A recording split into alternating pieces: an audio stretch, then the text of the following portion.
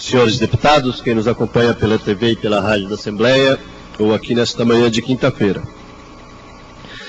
Quero voltar um pouco ainda à questão do transporte coletivo, da qual falava ontem. Que, numa avaliação mais tranquila, enquanto o transporte coletivo, que é uma concessão pública, for tratado como uma fonte de lucro, ou mais uma fonte de lucro, não haverá nada que se possa chamar de uma efetiva política de mobilidade urbana nos grandes centros urbanos, e aqui nas cidades maiores do estado de Santa Catarina também, especialmente na grande Florianópolis.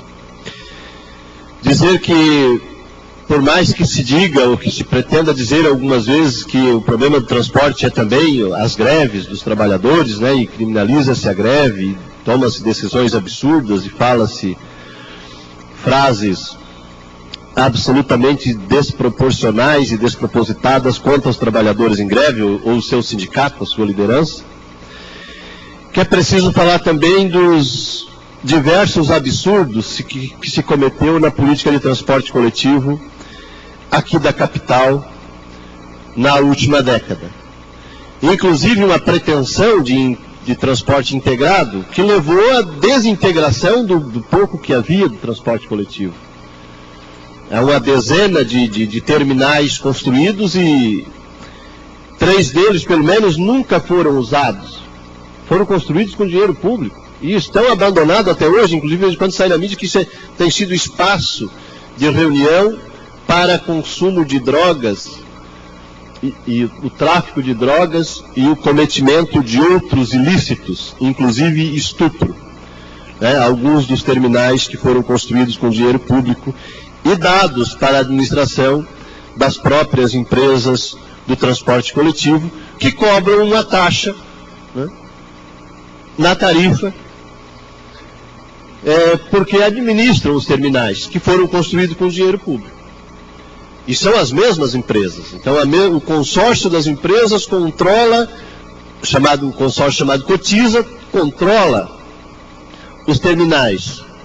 Usa os terminais, inclusive, como espaço de venda, né, como um mercado público, um mini shopping.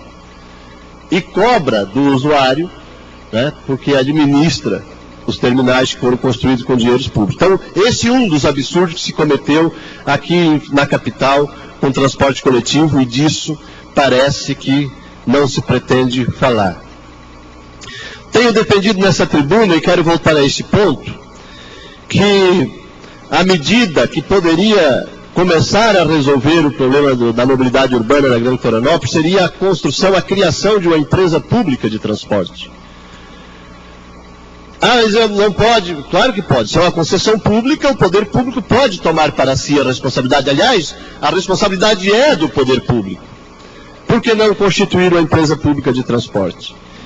E chamarão de mais absurdo ainda dizerem, que vou dizer agora, que seria racionalmente importante a extinção da tarifa, ou seja, uma empresa pública que preste um serviço, que é também um serviço essencial, de forma gratuita.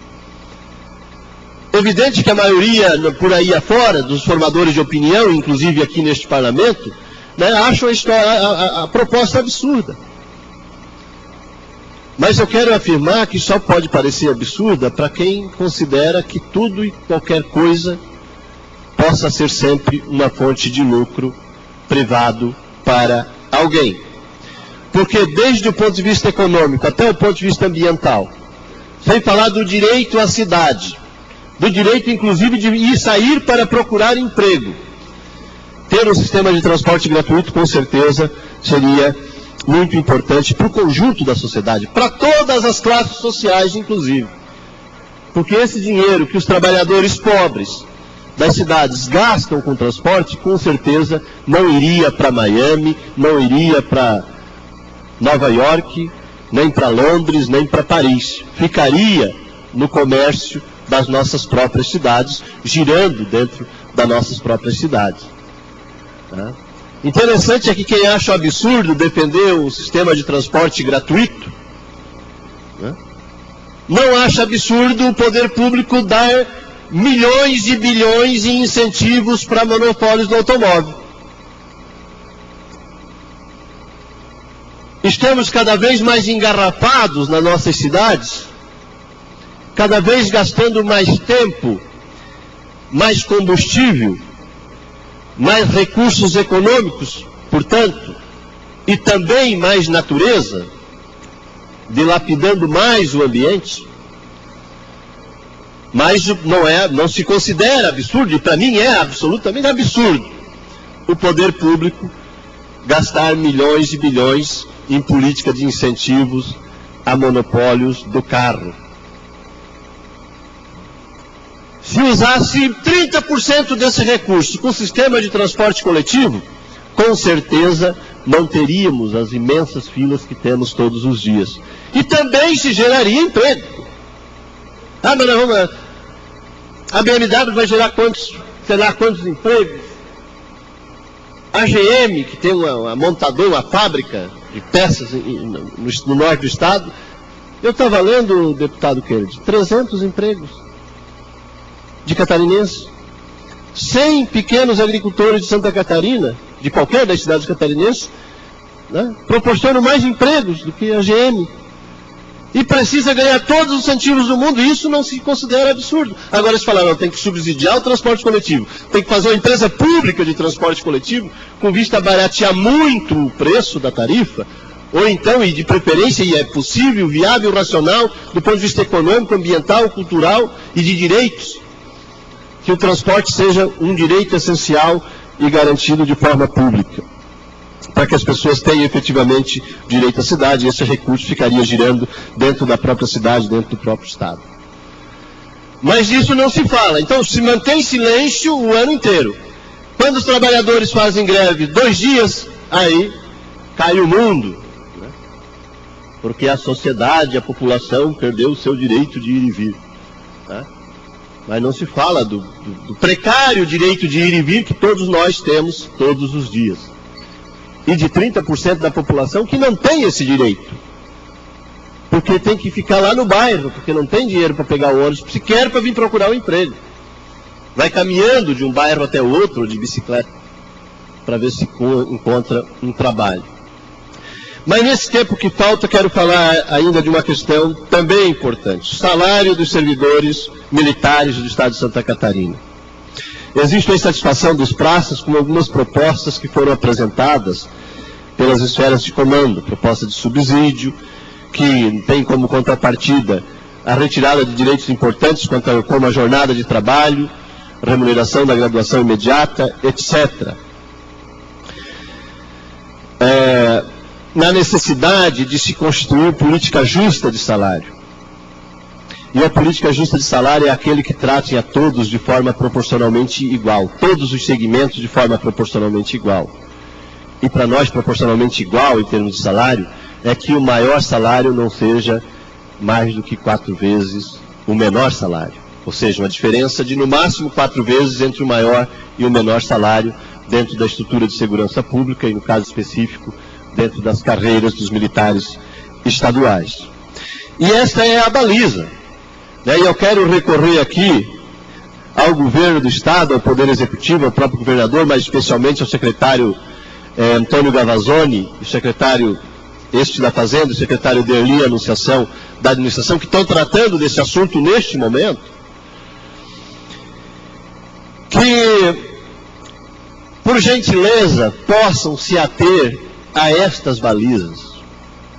A diferença de 4 vezes entre o maior e o menor salário no trato desta política para os militares estaduais. Os praças estão em regime de prontidão, pode-se dizer assim, no estado inteiro, pronto para mobilizações, né, na perspectiva de não perder nenhum direito e na perspectiva de que possamos ter uma política de salário justas, né? Então, o secretário Gavazzoni da Fazenda e o secretário Derli Anunciação da Administração precisam estar atentos a essas questões, né? E eu estou recorrendo aqui, inclusive porque não tenho conseguido falar pessoalmente com eles, mas aqui desta tribuna recorro a esse cuidado, né? Porque tem coisas sensíveis na segurança pública e entre os militares, né, que vêm de 2 décadas atrás, né, que se precisa ter atenção sobre elas, porque se pode tomar uma medida que desagrade a maioria, e isso não é bom para a população e não é bom para a segurança dos catarinenses. Muito obrigado. Próximo orador inscrito, o deputado Volney Morastoni. Tem a palavra para até 10 minutos.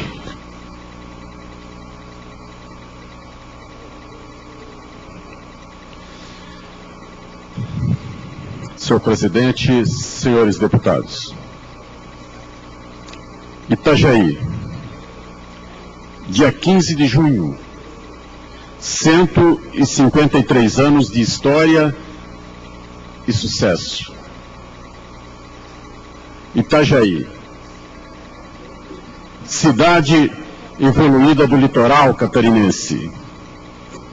Itajaí, beijada pelas águas azuis e balançantes do Oceano Atlântico, que na sua satisfação incontida de quererem beijar